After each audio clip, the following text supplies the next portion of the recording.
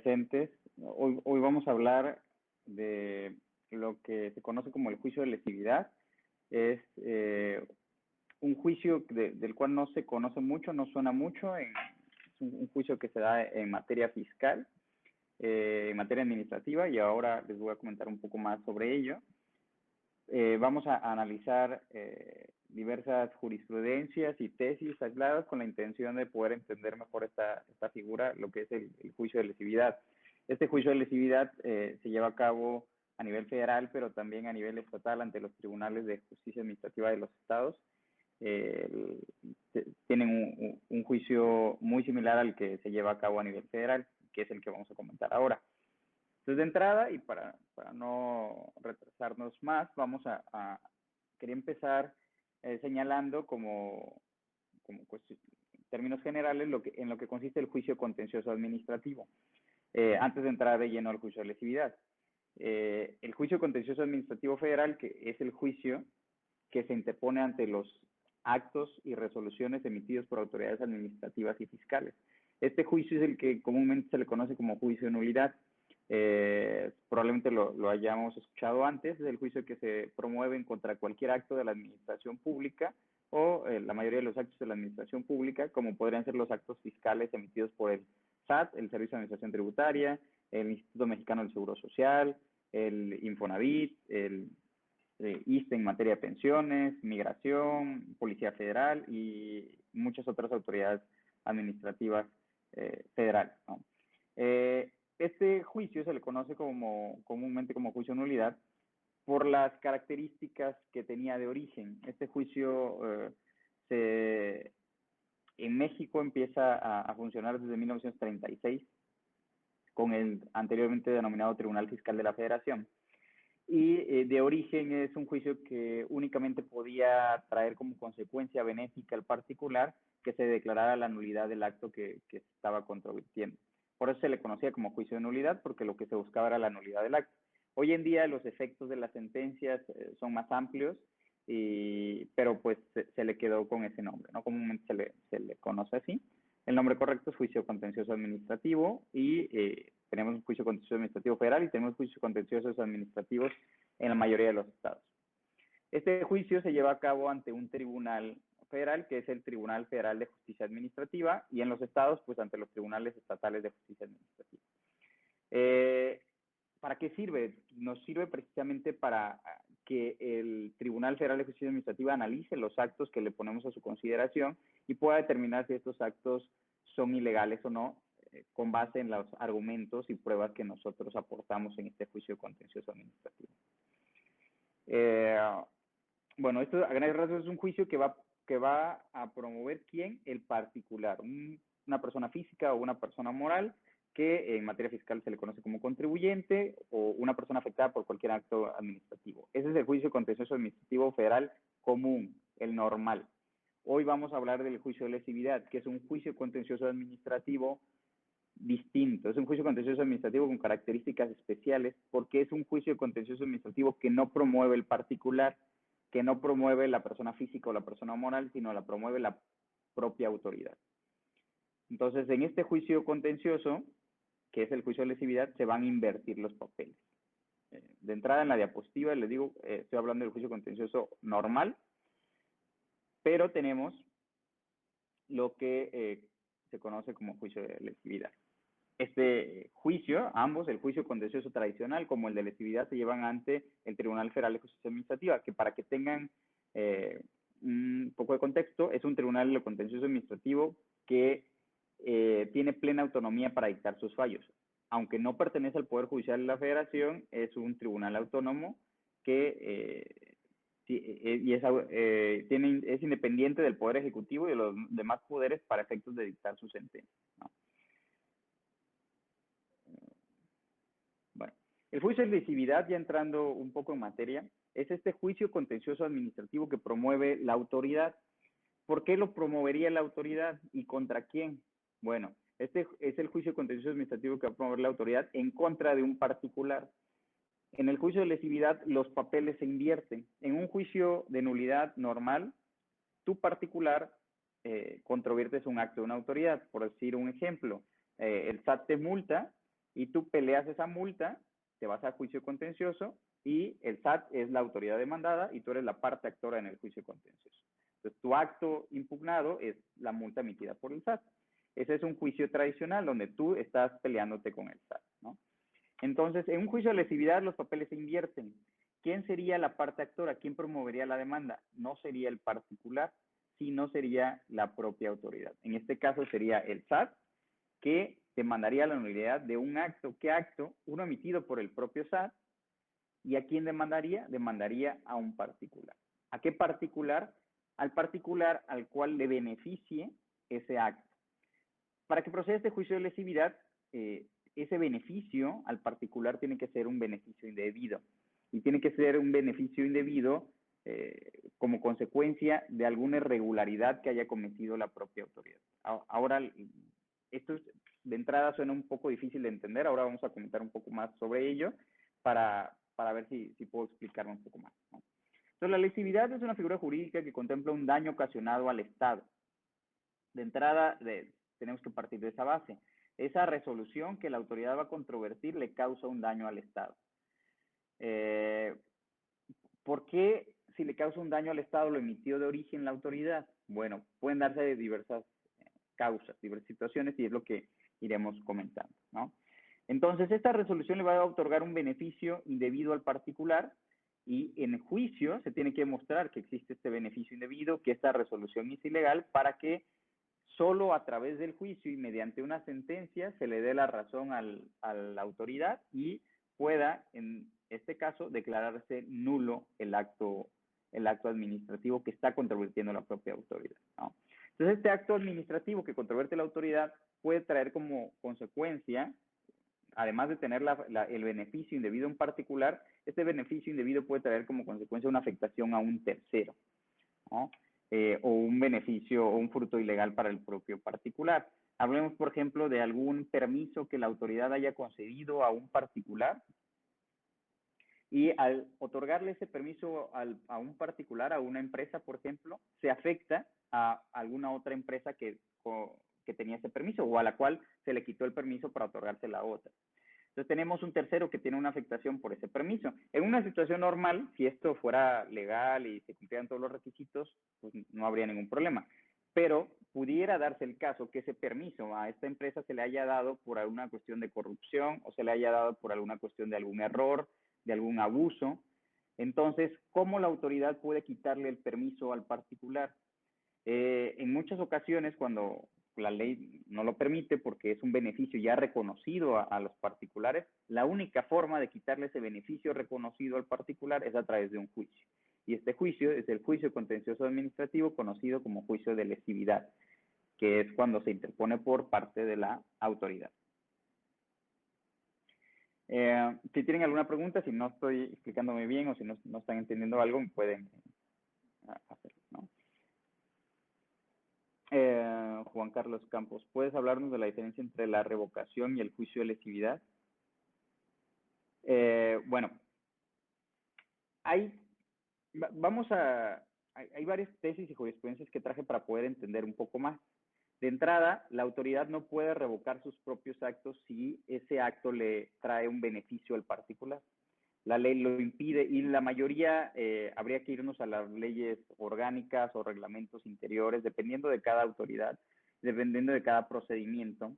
La ley obstaculiza, por ejemplo, en materia fiscal el artículo 36 lo impide, obstaculiza, nos dice que ninguna autoridad fiscal puede revocar sus propios actos si ese acto le da un beneficio en particular.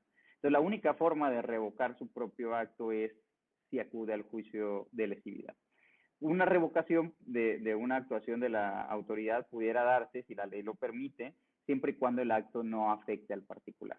Es distinto si, por ejemplo, la autoridad revoca una multa, porque la multa le causaba alguna afectación al particular, a si la autoridad, por ejemplo, le emite una resolución en la cual le da una devolución indebida a un particular. El particular no tenía derecho a una devolución y la autoridad le devuelve 10 millones de pesos. ¿Por qué? Porque había un acto de corrupción. Entonces, en ese caso no puede la autoridad revocar esa resolución en la cual concedió 10 millones, porque hay un beneficio otorgado. Tendría que irse a un juicio de lesividad. Pero si lo que hizo la autoridad fue imponer una multa, generalmente las autoridades sí tienen facultades para revocar sus propias actuaciones que causan afectación a un particular. Entonces, aquí lo que habría que verificar es si el acto le causa un beneficio o una afectación en particular. Si le causa una afectación y se encuadra entre los supuestos que prevé la ley, pudiera darse el caso de que la autoridad tuviera que revocar sus propias actuaciones sin necesidad de acudir al juicio de lesividad. Pero si es un acto que le causa un beneficio al particular, tendría que irse a un juicio de lesividad, porque solo en el juicio de lesividad demostraría si ese beneficio es indebido o no. ¿Sí? Entonces, bueno, este juicio de lesividad funciona o está desde 1936 con la Ley de Justicia Fiscal que daba inicio al juicio contencioso administrativo en el entonces Tribunal Fiscal de la Federación, pero se fue modificando a lo largo de los años y en 1967 se modificó su naturaleza, porque de entrada este juicio de lesividad solo era aplicable para los actos en materia fiscal. Y en 1967 cambió esa cuestión y ahora no solo es aplicable en los actos fiscales, sino también para las demás autoridades administrativas. Entonces, cualquier autoridad administrativa que haya emitido una resolución, que haya dado un beneficio indebido en particular, puede ahora incorporar el juicio de lesividad. Pensemos, por ejemplo, el ISSSTE en materia de pensiones o alguna otra autoridad que haya otorgado algún beneficio indebido. Ahorita les digo, voy a dar algunos ejemplos. ¿No? Entonces, Juan, no sé si te referías a eso o quieres que abunde en algo más, pero bueno, la característica, ahorita vamos a ver algunas características adicionales del juicio de lesividad, ¿no? Entonces, bueno, de entrada el juicio de lesividad es una instancia jurisdiccional, es un juicio, se tiene que promover ante un tribunal, no se ve ante la propia autoridad administrativa. El juicio de lesividad no se ve ante el propio SAT o ante Migración o ante las autoridades administrativas, tienes que ir ante un tribunal, que en materia federal es el Tribunal Federal de Justicia Administrativa. ¿Cuáles son los artículos que aplicarían? Entre otros, los artículos que aplicarían serían en materia fiscal, el artículo 36 del Código Fiscal de la Federación, el 2 y el 13 de la Ley Federal de Procedimiento Contencioso Administrativo y el 3 de la Ley Orgánica del Tribunal Federal de Justicia Administrativa, son los que establecen la procedencia del juicio de lesividad, que ahorita para efectos de que quede más claro transcribir estos artículos en la parte conducente.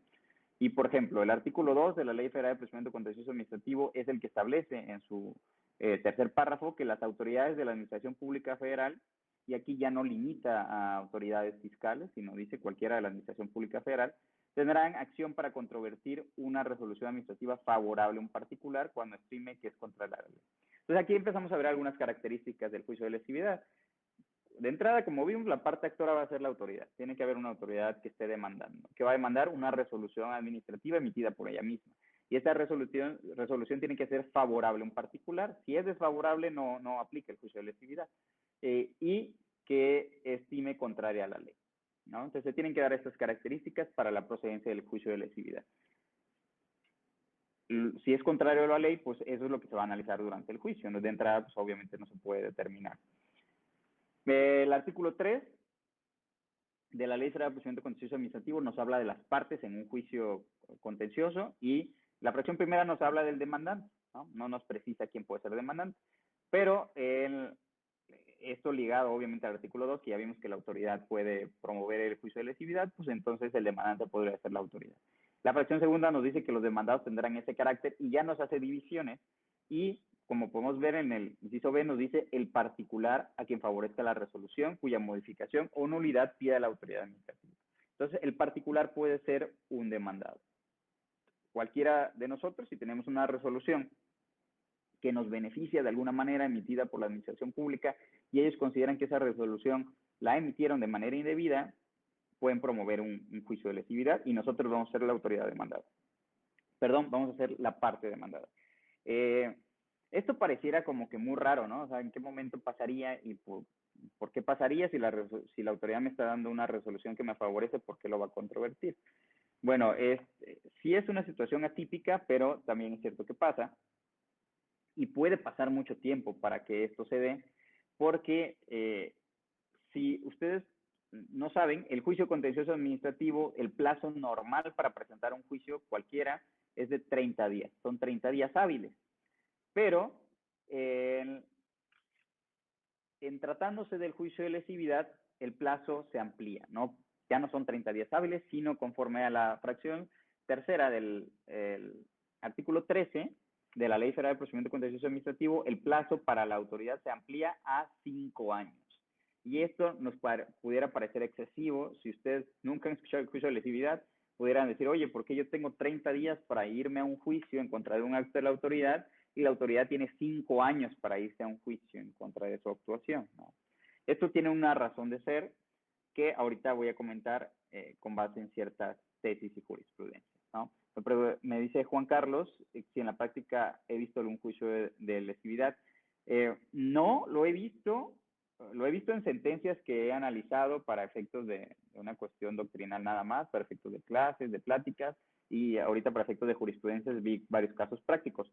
Pero que a mí me haya tocado, no, nunca he estado involucrado en un juicio de lesividad, ni cuando estuve trabajando en el SAT, ni ahora en el Tribunal Federal de Justicia Administrativa, porque son muy atípicos y porque, como vamos a ver, también por las características del juicio de lesividad, la propia autoridad no le conviene promoverlo, ¿no?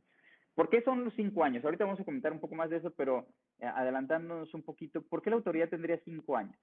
Vamos a suponer que yo soy administrador de auditoría fiscal del SAT y a Juan Carlos le emito una resolución que lo favorece, en la cual se le autoriza una devolución de impuestos de 10 millones de pesos, respecto de los cuales Juan Carlos no tenía derecho, pero como es mi cuate, se la concedo.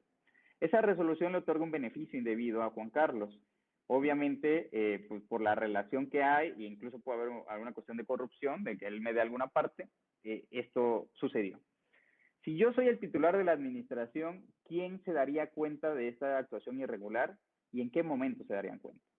Bueno, sería primero complejo que alguien se diera cuenta, porque yo soy el titular. A lo mejor se dieron cuenta pues gente debajo de mí, un subadministrador, un jefe de departamento, pero pudiera darse el caso que incluso haya una red de corrupción donde al jefe de departamento y al subadministrador también les haya tocado algo, ¿no? Entonces, en ese caso complejo, donde hay un supuesto de corrupción, ¿cómo se enteraría a alguien y cómo se iría a alguien al juicio de lesividad? Bueno, las autoridades de la administración pública tienen varios filtros. Por ejemplo, en el caso de auditoría, nosotros, cuando yo estaba ahí, nos revisaba el órgano interno de control y nos revisaba la Administración General de Evaluación. Generalmente una vez al año teníamos 2 revisiones internas. Y en esas revisiones internas podían detectar a lo mejor ese tipo de irregularidades. ¿Qué pasaba si se detectaba algo así? Muy probablemente pues terminarían corriendo al administrador, al subadministrador y a quien se le haya fincado la responsabilidad. Pero bueno, los 10 millones ya se le dieron a Juan Carlos. ¿Cómo lo recuperaría el SAT? ¿No? Pues el SAT tendría que irse al juicio de lesividad. ¿Cuánto tiempo pasó desde que Juan Carlos tuvo el beneficio indebido y el SAT lo detectó y lo contrarrestó en juicio de lesividad? Pues pudo haber pasado 1 año, 2 años, 3 años en esa revisión, ¿no? Es complejo por el exceso de actos administrativos que emite la autoridad, es complejo detectar todos esos, ¿no?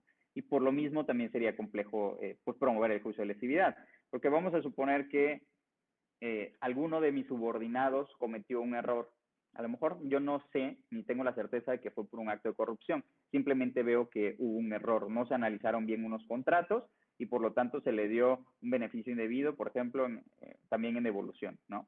Yo como titular tendría que decirle a Jurídica que promueva el juicio de lesividad, porque quien está facultado en tratándose del SAT es la Administración Desconcentrada Jurídica. Entonces, yo como titular de auditoría le tendría que decir a Jurídica, promueve el juicio de lesividad. Y para hacerlo, obviamente tendría que informar a mis áreas centrales y estaría pues diciendo que estoy haciendo mal mi supervisión. Porque si un subordinado mío hizo algo mal, algo que yo firmé, es que no soy un buen líder, no soy un buen jefe que está verificando bien su actuación. Entonces, lo que yo creo que pasa es que muchas veces las autoridades se hacen de la vista gorda, pues para no quedar tampoco pues involucrados en ese acto indebido. Aunque detecten algún acto indebido, muchas veces pues no promueven los juicios de lesividad. Yo creo que por eso no es tan común. Sí lo hacen cuando pues fue otro el que lo hizo, ¿no? Cuando de alguna revisión se detecta que el administrador anterior o un servidor público que antes estaba en ese puesto lo hizo, pues ahí sí, siempre y cuando estén dentro de los 5 años. Pero no es tan común, les digo que a mí en la práctica no me ha tocado verlo, pero sí los hay. Y tan los hay que hay muchas tesis y jurisprudencia al respecto, que son las que ahorita vamos a comentar. Pero de entrada, bueno, son 5 años a partir del día siguiente a aquel en que se emitió la resolución que tuvo un beneficio indebido. Algo que es importante precisar, como dice el primer párrafo del artículo 13, es que cuando se promueve el juicio de lesividad siempre va a ser en línea. El juicio contencioso administrativo normal se puede presentar en la vía tradicional, que es en papel, uno imprime su demanda, la firma y la lleva al tribunal, o la otra modalidad es en línea. En línea es todo a través de Internet, a través de un sistema que se llama Sistema de Justicia en Línea, y no tienes que acudir al tribunal en ningún momento. Digo, si lo deseas puedes acudir para platicar el asunto, etcétera, pero todo el expediente es electrónico y todo va a estar en línea y tú vas a tener el acceso al expediente los 365 días del año. Cuando es un juicio normal, un juicio contencioso normal, la elección de promoverlo en la vía tradicional o en línea es del particular, siempre la persona física o persona moral. Si tú decides en línea, la autoridad se tiene que subir en el mismo tren. Si tú decides que es tradicional, o sea, en papel, la autoridad tiene que seguir el mismo tipo de juicio.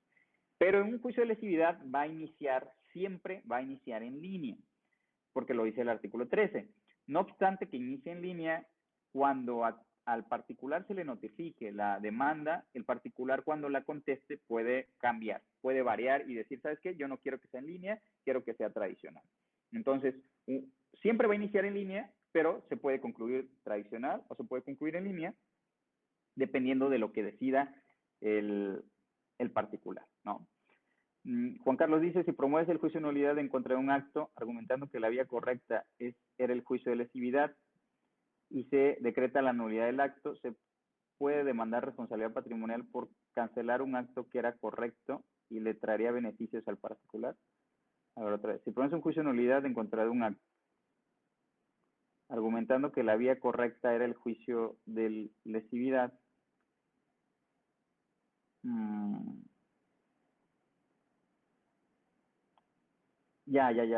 ok, si la autoridad revoca un acto, si la autoridad revoca un acto cuando la vía correcta era lesividad y no lo debió haber revocado, y se decreta la nulidad del acto,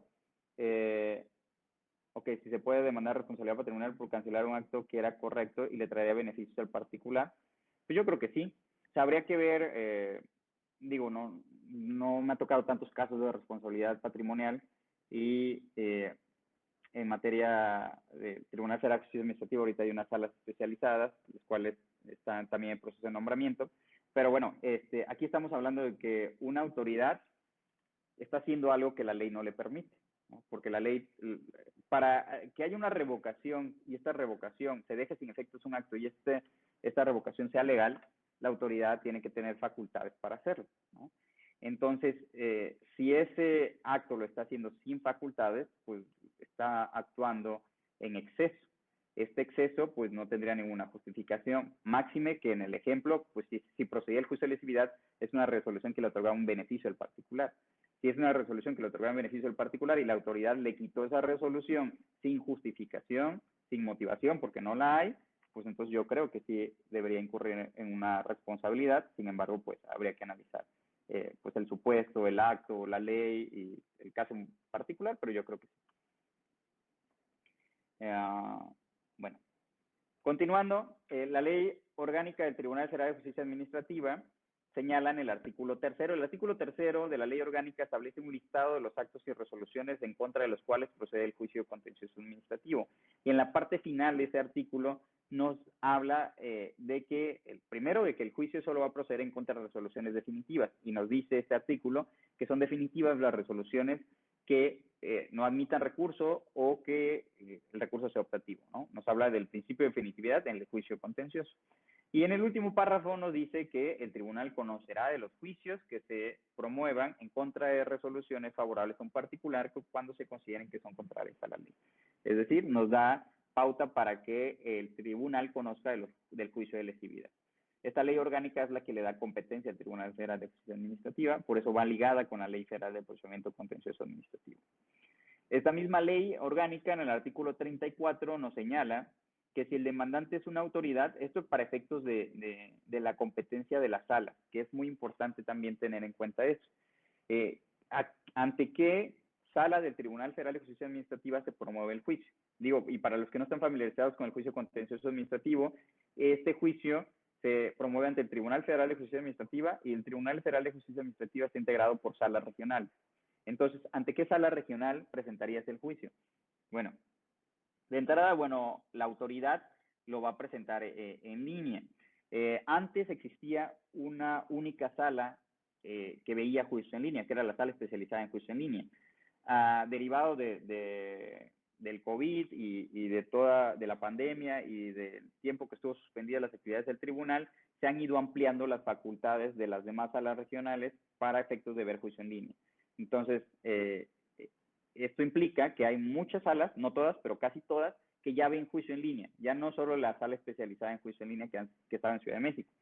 Ahora, por ejemplo, la sala regional del Caribe, que está aquí en Cancún, y si mal no recuerdo también la sala regional del Golfo, que está en Jalapa, entre otras, ya ven juicio en línea.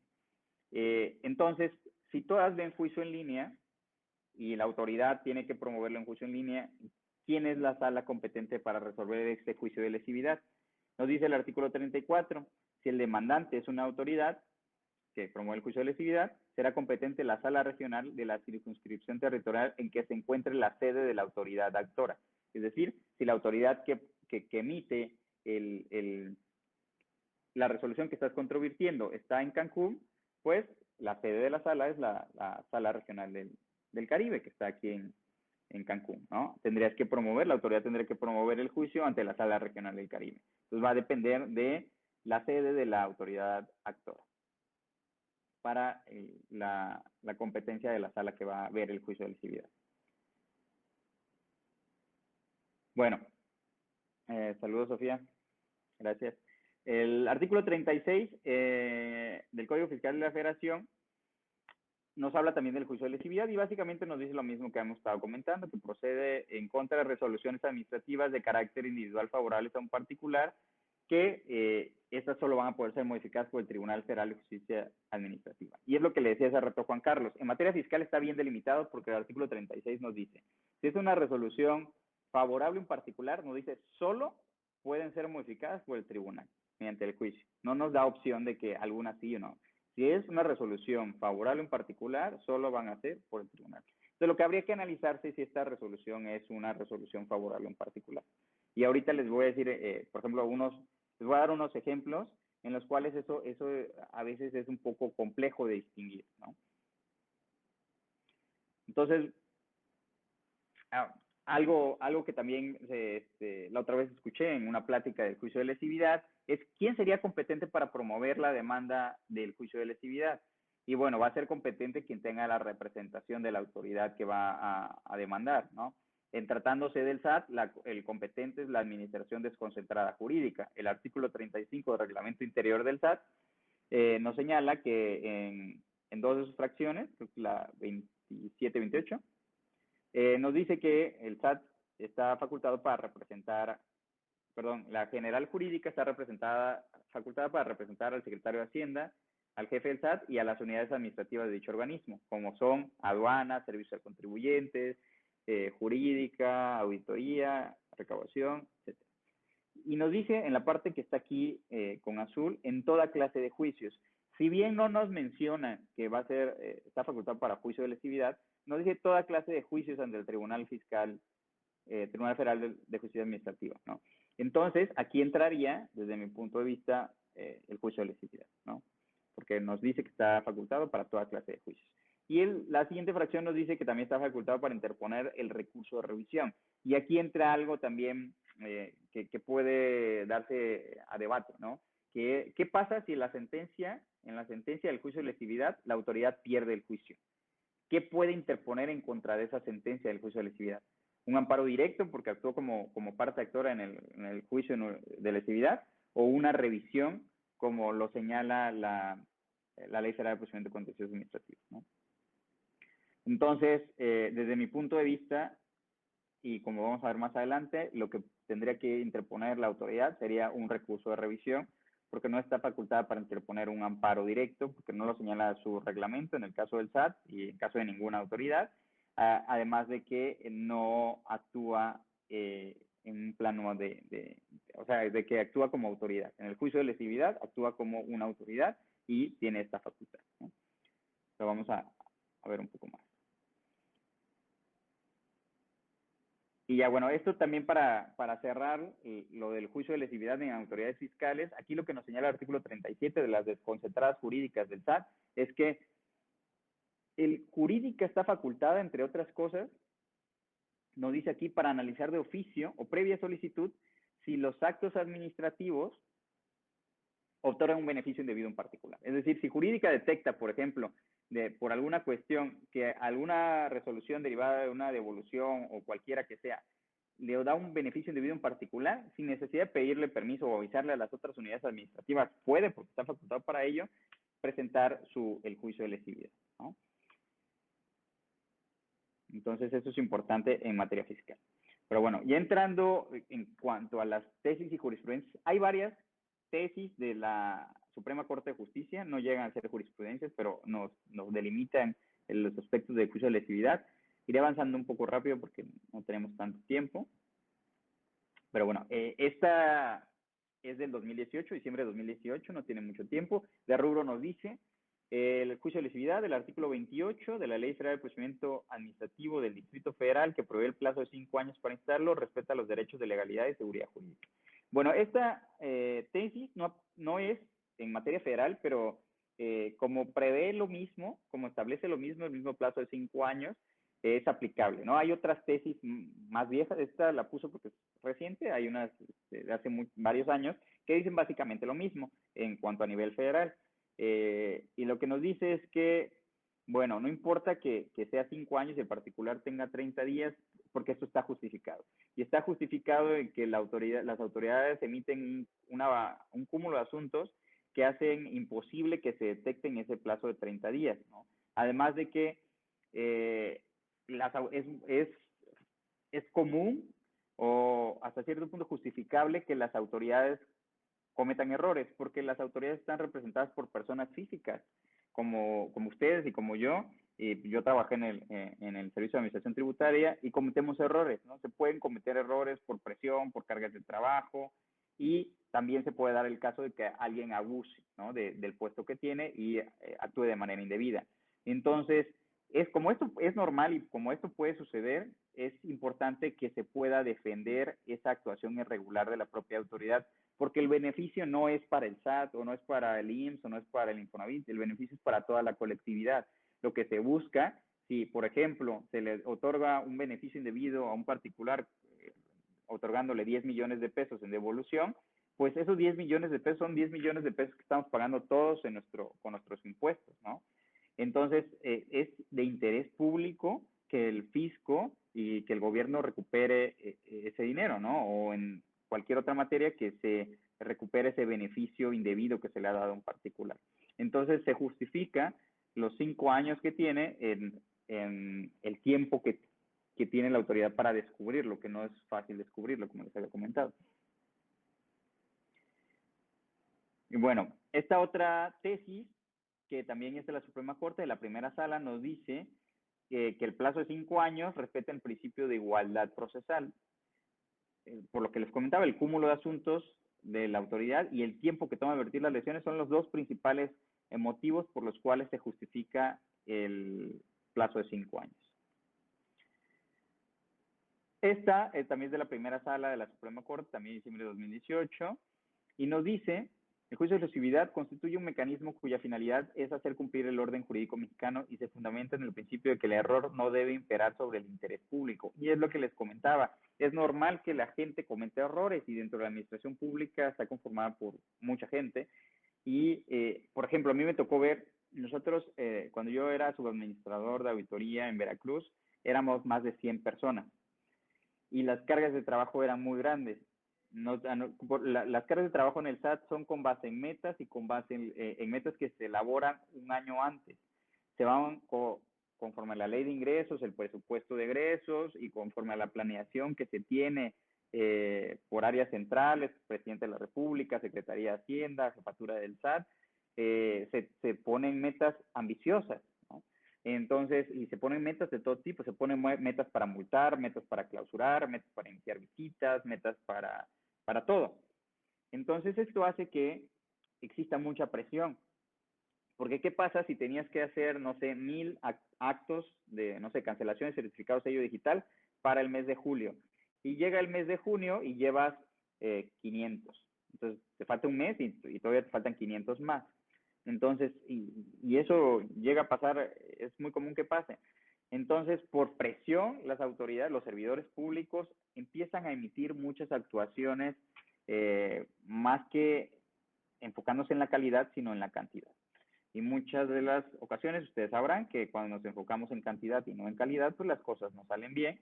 Y a mí me tocó ver muchas actuaciones irregulares que se cometían no tanto porque hubiera servidores públicos incompetentes, sino porque la carga de trabajo era excesiva y pues, como en cualquier trabajo, el SAT es una empresa, pues te amenazaban, ¿no? Algunos, si no cumples, pues hay otro que quiere tu puesto y pues por cuidar su trabajo, pues hacían hasta lo imposible y eso es en perjuicio de todos los mexicanos, ¿no? Porque al final se emiten actuaciones irregulares.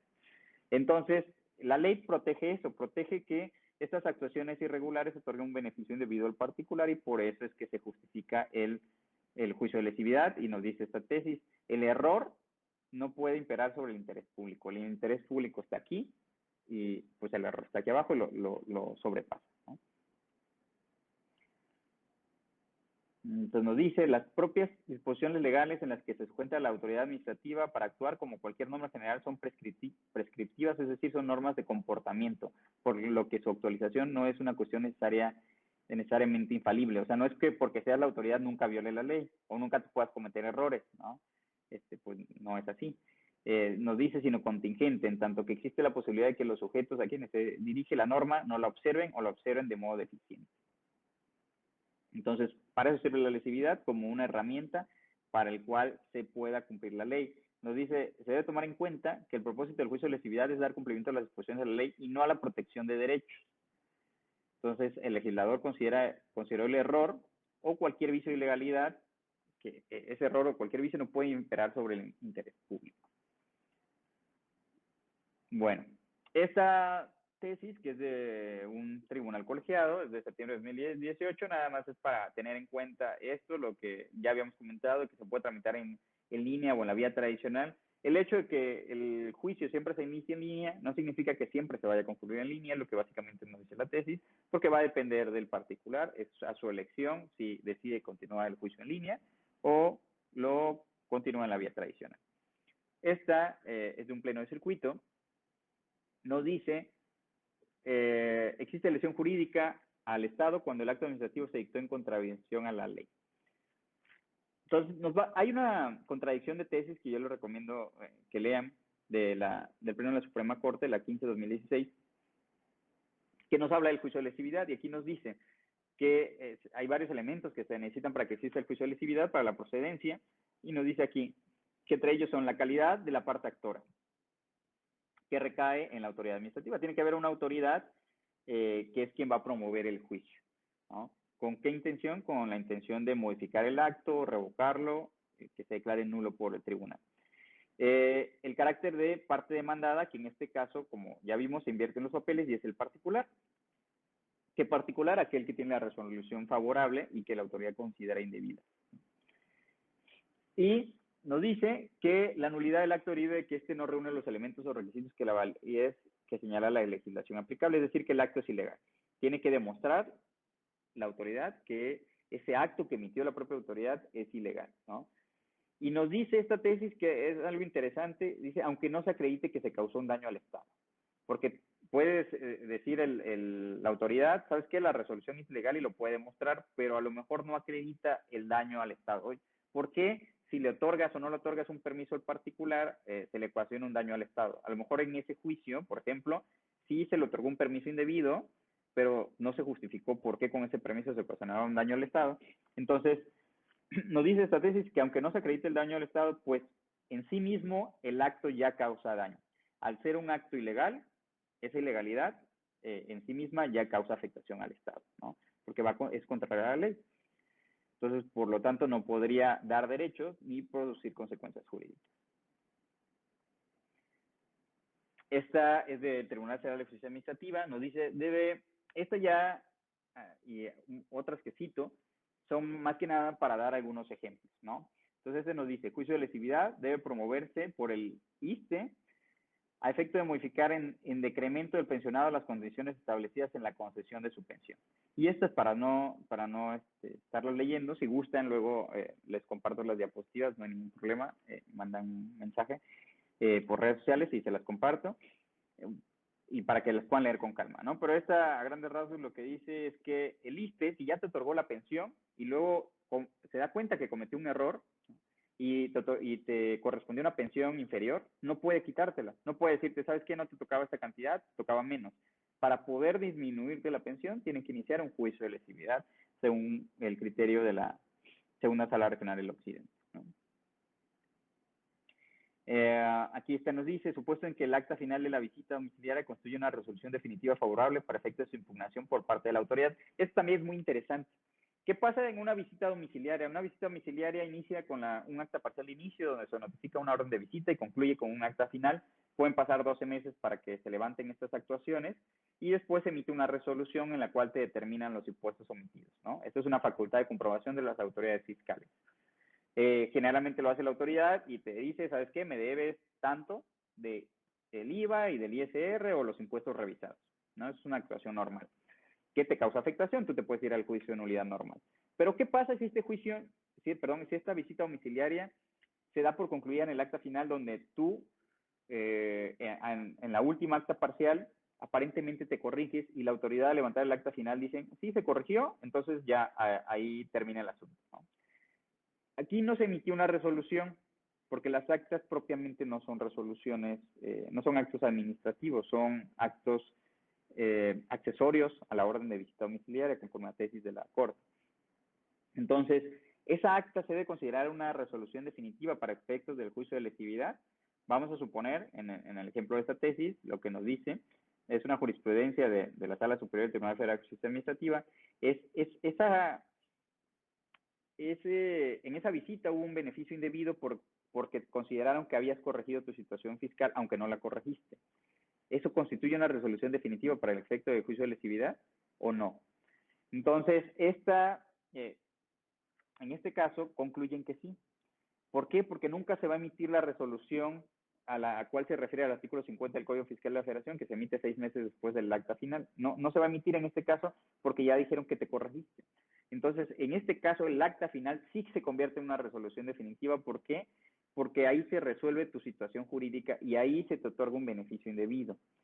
Entonces, este es un criterio muy interesante porque pudiéramos entrar en debate a decir, pues es un acta de visita, no es una resolución definitiva, pero para efectos del Tribunal Federal de Justicia Administrativa sí lo es, ¿no? Y de hecho emite tres jurisprudencias que están aquí, que igual están en el material por si lo quieren y la pueden leer con calma, ¿no? Entonces, pero básicamente nos dice eso, que como en esa acta final se determina la situación fiscal de manera definitiva de la contribuyente visitada, pues justifica que se promueva el juicio de lesividad. Bueno, esta es otra relacionada con el mismo tema, pero esta nos dice definitividad de la resolución administrativa favorable del particular, su concepto y alcance para efecto de la procedencia del juicio. Entonces, aquí lo que trata de hacer la Sala Superior del Tribunal Federal de Justicia Administrativa es explicarnos que si bien en el juicio solo procede contra las resoluciones definitivas, hay excepciones. Entonces, hay excepciones de lo que se considera definitivo, ¿no? Entonces, puede ser que la resolución, en otras palabras nos explica, puede ser que la resolución no parezca definitiva, pero sí lo es. Y sí lo es cuando ya no se va a emitir una resolución posterior y esa resuelve en definitiva sobre la situación jurídica, en este caso del contribuyente, ¿no? Y bueno, esta es la última que es del mismo caso, que no es el alcance del concepto de resolución favorable para efecto de la procedencia del juicio. Nos dice, para determinar si una resolución califica como favorable, se debe atender a los efectos y consecuencias jurídicas que produce la resolución en la esfera jurídica del particular. De lo que acontece cuando la resolución se haya accedido a lo solicitado por el particular, nos da unos ejemplos, ¿no? Va a ser favorable cuando se le dio la razón al particular, cuando se le otorga o reconozca un derecho subjetivo, cuando se le exima total o parcialmente una obligación o cuando se determine su situación jurídica concreta en sentido favorable. Entonces nos da esos ejemplos y a partir de esta jurisprudencia de Sala Superior podemos analizar, ¿no? Por ejemplo, hace rato que decía Juan si se puede revocar o no, tendríamos que analizar si es favorable. Y para analizar si es favorable, pues, tendríamos que ver si encuadra en alguno de estos casos. ¿No? Porque decir que una resolución es favorable puede ser un poco subjetivo. Si tomamos en cuenta estos parámetros, ya tendríamos cierta línea, ¿no? Para determinarlo. Entonces, en esta tesis nos concluye que el acta final sí es definitivo y sí le da un beneficio al particular, porque aquí se resolvió su situación jurídica en su beneficio al considerar que se había autocorregido cuando no era así. En esta tesis me pareció interesante, es de la sala especializada en juicio en línea. En esta nos dice, resulta insuficiente que se invoque la ausencia o insuficiencia de la fundamentación y motivación del acto impugnado. Entonces, en esta tesis lo que nos dice es, cuando la autoridad se va al juicio de lesividad, no puede invocar solo vicios formales, que diga, ay, sí, es que el acto es ilegal y por lo tanto le da un beneficio indebido porque le faltó tal artículo. Dice, no, esa es una cuestión formal, lo que me tienes que demostrar, autoridad, es que hay un beneficio indebido al particular. Además, a quien correspondía fundamentar y motivar bien esa resolución, pues esa es la propia autoridad, ¿no? Ese no es un beneficio indebido, la fundamentación y motivación es una característica de los actos administrativos que tienen que cumplir conforme al artículo 38 del Código Fiscal y 16 constitucional, y para cumplir con el requisito de legalidad, que en dado caso puede ser invocado por un particular en su juicio de nulidad, pero por ti, autoridad, no. Por ti, autoridad, tienes que demostrar que de fondo ese asunto le da un beneficio indebido al particular, no por cuestiones formales. Es lo que nos señala esta tesis, me pareció interesante. Esta otra nos señala, corresponde a la autoridad demandante precisar si el acto impugnado incurrió en un error o en una actuación indebida del funcionario emisor. También nos señala, o sea, tú dices que el acto, tu autoridad dices que el acto es ilegal, ok, me tienes que decir por qué. Si es ilegal y otorgó un beneficio indebido, me tienes que justificar por qué. ¿Por qué se otorgó ese beneficio indebido? ¿Hubo un error? ¿Hubo algún acto de corrupción? ¿Hubo algo? Me tienes que justificar el por qué para que me puedas dar razones y nulificar ese acto. Si tú no me explicas el por qué, tus argumentos pueden ser insuficientes para demostrar que hay una ilegalidad en ese acto y que está otorgando un beneficio indebido, ¿no? Es lo que nos señala esta tesis, también me parece interesante para efectos de defenderse como parte actora en un juicio de lesividad si la autoridad no plantea muy bien sus argumentos en su demanda. Este es un precedente del Tribunal Federal de Justicia Administrativa, nos dice juicio de lesividad, su materia y los efectos de la sentencia de nulidad cuando se acredita su ilegalidad de un convenio de pago plazos de contribuciones en su modalidad de parcialidades. Entonces aquí nos dice, esta también nos da unos ejemplos de cómo podría ser la sentencia. Tú en materia fiscal, si tienes un adeudo, puedes solicitar el pago a plazos, ¿no? Entonces el SAT te dice, bueno, sí, págamelo en 12 parcialidades, por decir algo, ¿no? Y luego el SAT se da cuenta de que no, tú no te ubicabas en el supuesto de autorizar pago de plazos y no se te debió haber dado ese derecho en pagarlo en 12 parcialidades, sino debiste haberlo pagado en una sola exhibición. Entonces, ¿qué va a pasar? Nos dice aquí, si demuestra que sí fue un beneficio indebido el que se te haya dado el pago a plazos, pues el único efecto va a ser que pues se revoque, digamos, esa autorización para pagarlo en plazos. Pero ello no va a traer como consecuencia que los pagos que ya habías efectuado, esas parcialidades, las pidas en devolución. ¿Por qué? Porque nunca demostraste y nunca controvertiste el crédito fiscal. O sea, el adeudo sigue ahí, sigue existiendo y tú nunca controvertiste que no existiera ese adeudo. Entonces, el particular no puede tener derecho a que se le devuelva la cantidad que ya había pagado, ¿no? En este ejemplo. Entonces también se me hizo muy interesante esa cuestión. Este precedente nos habla de que el recurso de revocación es susceptible de impugnarse a través del juicio de lesividad si es favorable. Esto implica que hasta la propia jurídica del SAT, que es la que resuelve los recursos de revocación, si, por ejemplo, tú interpones tu recurso de revocación en contra de una visita domiciliaria y en jurídica alguien cometió un error y te da la razón, o alguien actuó de manera corrupta y te da la razón, pues entonces en ese caso también procedería el juicio de lesividad en contra de esa actuación emitida en un recurso de revocación.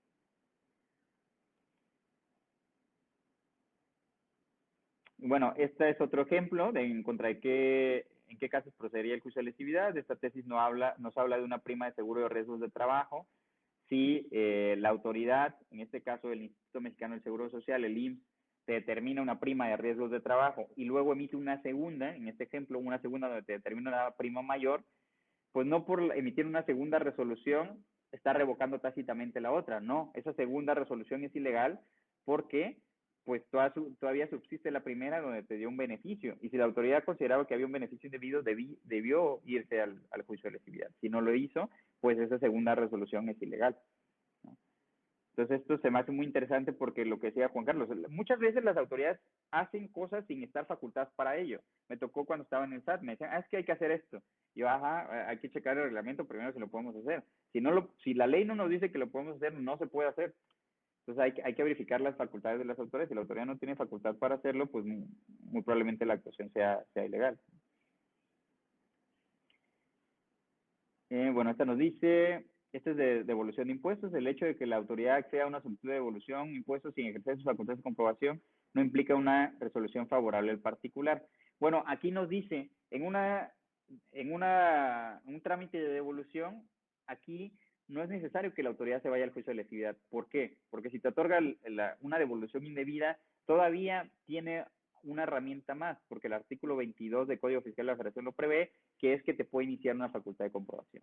Entonces, aunque la autoridad se haya equivocado, en una facultad de comprobación te puede ir a revisar tu ejercicio fiscal o la materia de la devolución y ahí puede determinar que la devolución fue indebida y por lo tanto determinarte créditos fiscales derivados de una devolución indebida, pero en una facultad de comprobación. En este caso es una excepción, no habría que agotar el juicio de lesividad porque el propio Código Fiscal da ese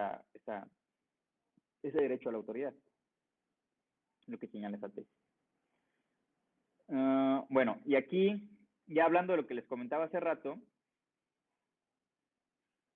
bueno, esta es una jurisprudencia muy interesante de la Suprema Corte, nos dice, orden de visita domiciliaria, su revocación por parte de la autoridad fiscal no constituye una resolución favorable para efectos de su impugnación mediante el juicio de lesividad ante el Tribunal Federal de Justicia Administrativa. Aquí la orden de visita domiciliaria, en este ejemplo, en este caso lo que pasó fue que revocan una orden de visita domiciliaria y que sería lo que dice Juan Carlos, ¿no? Una revocación que hace la autoridad, la revoca.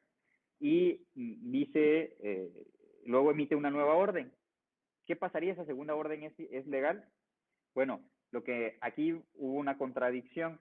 Entonces, lo que pasó fue que lo que determinó la Corte en el 2013 es que sí, esa segunda orden es legal porque la autoridad sí podía revocar su primera orden, porque la orden, dice como tal, aquí es un caso en concreto, están analizando la orden de visita, dice, no le otorga un beneficio al particular, no, dice, no crea una situación jurídica ni genera derechos a favor del particular, y si la autoridad podía revocar ese acto, pues no era necesario que procediera el juicio de lesividad. Y esto pudiéramos entrar también en debate si analizamos bien lo que dicen los artículos y la situación en concreto, pero digo, además de que no nos queda tiempo, aquí al final de cuentas es lo que dice la Corte, y habríamos que analizar entonces si es un acto que no se ubica en los supuestos de considerarse definitivo y que no se determina en una situación jurídica concreta en favor del particular, podríamos decir que no es necesario que sea lesividad. Entonces, es muy importante demostrar que ese acto le otorga un beneficio indebido al particular, ¿no? Que ese acto le genera derechos al particular. Entonces, bueno, estas últimas tesis ya nos hablan de lo que el recurso de revisión y lo del amparo, que les digo que, por ejemplo, este es de 2017 y nos dice que procede el amparo, es de un tribunal colegiado, para efectos de la autoridad en el juicio de lesividad. Yo considero que no es así, pero esta tesis lo señala. Y esta nos dice que procede la revisión fiscal, y esta otra nos dice que no procede el amparo directo. Este es de otro tribunal colegiado. Dice, ¿por qué? Dice, no deriva de una relación de igualdad de las partes. La autoridad tiene su recurso de revisión previsto en la Ley Federal de Procedimiento Contencioso Administrativo. Y ya para concluir, porque pues, el tiempo nos ganó y el tema, pues podemos hablar mucho más de ello. Como características del juicio de lesividad, podemos concluir que para que proceda, tienes que impugnar una resolución administrativa favorable en particular y que sea contraria a la ley. La parte actora tiene que ser la autoridad, la demanda se tiene que presentar siempre en línea y el plazo para presentar la demanda es de 5 años, ¿no? Serían las características del juicio de lesividad, tomando en consideración todo lo que hemos comentado con anterioridad. Si alguno de ustedes quiere saber un poco más sobre el juicio de lesividad, si el tema les interesó, hay un video en YouTube de la doctora Yasmín Esquivel Moza, que es pues, ministra de la Suprema Corte de Justicia de la Nación. Ella habla sobre este tema. Ella empieza hablando igual con un poco más de doctrina, y pudiera complementar lo que vimos hoy. Y yo traté de abordar algunas cosas que no comentó ella. Ella se abocó a ciertas jurisprudencias y a unas cuestiones doctrinales, pero se lo recomiendo, ¿no? Dura 1 hora 28, son como 25 minutos de presentación, si lo quieren se lo pueden saltar, en realidad la plática dura como 1 hora. Y bueno, los videos de las sesiones que yo tengo el gusto de dar y platicar con ustedes a través de Actualizándome, también están en mi página de YouTube, si los quieren ver ahí. Si no han visto los anteriores, o si quieren ver algo más, o si me quieren recomendar algo, o si hay algo alguna pregunta o algo en lo que yo les pueda apoyar, sin compromiso y como una cuestión meramente doctrinal, y siendo opiniones personales las que yo doy aquí, pues con todo gusto. Entonces, no sé si alguien tiene alguna pregunta, no sé si alguien quiere comentar algo respecto al juicio de lesividad. Si no, pues dentro de 2 semanas trataría de abordar algún otro tema que me parezca pues interesante, relacionado siempre con la defensa fiscal, desde el punto de vista del Tribunal Federal de Justicia Administrativa, que es donde yo laboro como secretario de acuerdos de la Sala Regional del Caribe, y desde el punto de vista del SAT también, donde laboré por casi 8 años, pues trato de abordar los temas desde esa óptica, ¿no? Para que los que han estado fuera pues puedan verlo, cómo lo ve una persona que estuvo dentro de la autoridad y cómo lo ve alguien que ahorita trabaja en el Tribunal Federal de Justicia Administrativa, ¿no? Entonces, bueno, si no hay ninguna pregunta, si no hay ningún comentario adicional, les agradezco a todos los que estuvieron atentos. Saludos Félix, Salvador, Silvia, Guillermo, Francisco, Sofía y Juan. Espero que les haya servido la plática, espero que no les haya aburrido mucho, y pues lo estaré viendo por aquí en 2 semanas, si me hacen el gusto de estar por acá. Cuídense mucho, nos vemos en 2 semanas. Hasta luego, saludos.